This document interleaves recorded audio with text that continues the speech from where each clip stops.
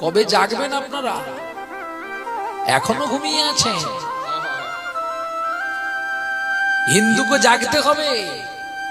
হিন্দু যদি না জাগে এবারে আপনারা মরবেন।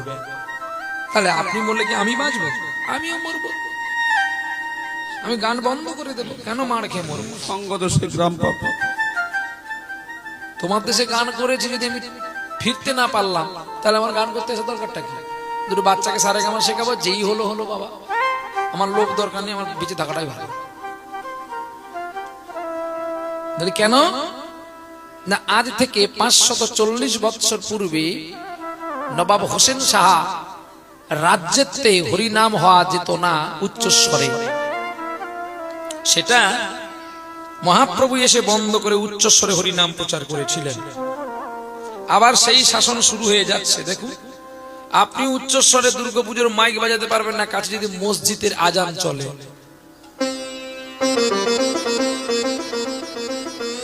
হিসাব করে দেখবেন, একটা মুসলমানের ছেলে যদি একটা হিন্দুর ছেলেকে মারে আর 5টা মুসলমানের ছেলে তাকে জড়িয়ে ধরে আর হিন্দুগুলো দেখে দেখে পালিয়ে যায়, ওকে মারছে মারুক, আমিও পালিয়ে যাই বাবা,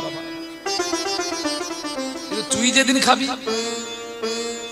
কিন্তু একটা মুসলমানের ছেলেকে যদি একটা হিন্দুর ছেলে মেরে দেয়, 5টা মুসলমান ছেলে কেন পাড়াটা ভেঙে ছুটে আসে ওই হিন্দুর ছেলেটাকে মারার জন্য।